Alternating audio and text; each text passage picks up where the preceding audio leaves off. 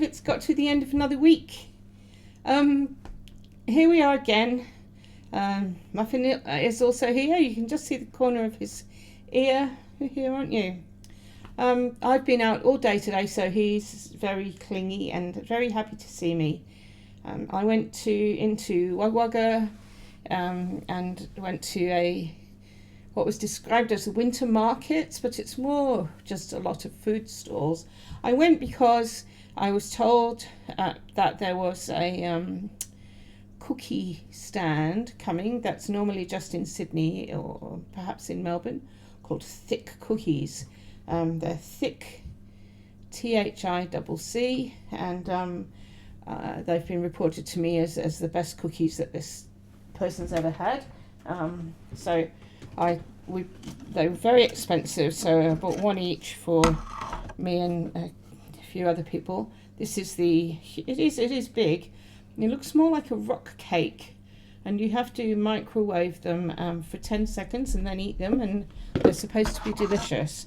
They're certainly very heavy, and I'm really looking forward to it. But it was nice to get out in the sunshine and see. It was the first time I felt like doing that for a long time. So I think that's another sign that I'm getting better. I did have to take a walker, like a four-wheel wheelie walker, because my balance isn't great in crowds, and I don't want to be falling over. And it also means I can just sit down when I need to. Goodness only knows what this is going to look like, Muffin. He keeps like batting the mouse, and I think that's what makes the video freeze. So anyway, back to nursing anecdotes. A few people asked me for some funny nursing anecdotes, and the problem is that most of the funny nursing anecdotes that nurses know are only repeatable to other nurses. You know, do people really want to know these things? Do they want to know that if you're nursing an unconscious patient and you need to break wind, the best thing to do is break wind like right near the bed, and then everyone will assume it was the patient? No, they don't want to know that, do they? They don't want to think that we're breaking wind next to their mum or their dad and blaming them. No, not that I would ever. But a couple of things I can remember were one of my colleagues, I used to work in coronary care, and we had to print out what we called a rhythm strip for every patient at least once a shift. I think they do it more often now, but we used to do it once a shift. And then you that would show the rhythm of their heart, that's the wiggly line, and then you would stick that in the notes. It's all electronic now anyway. But she walked into the patient's room first thing in the morning and she said, "Just lie still, Mr. Smith, and don't move. I'm going to do a strip." Boy, was he excited, but no, that's not what she meant. And then I did have a lady once tell me that, so I presume you've all heard of a catheter that goes into the bladder to drain urine. She told me she had to be cafeteriaized, so that was an interesting thing. But really, yes, most of the amusing stories aren't fit for your ears, those of you who aren't nurses.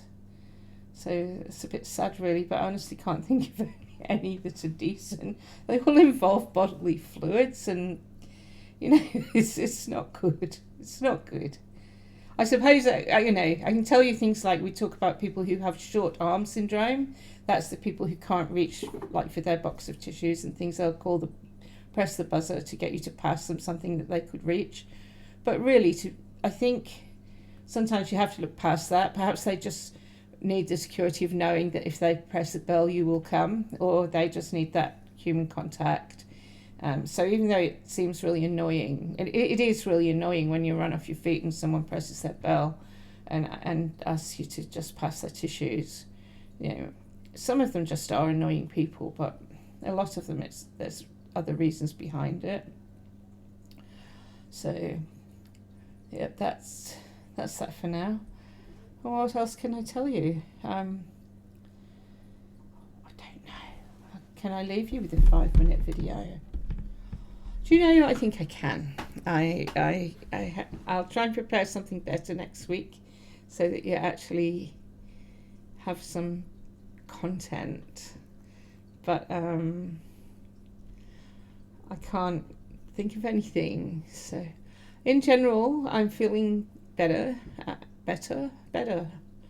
It's an Aussie thing. They say their T's like D's in a lot of words. So I'm feeling better in general, and that's a really good thing.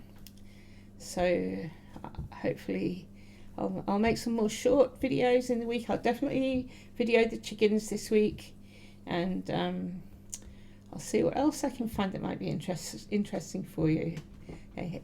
In the meantime, have a good week, everybody, and don't do anything I wouldn't do, which leaves lots of leeway. Okay. Bye bye. Love you all.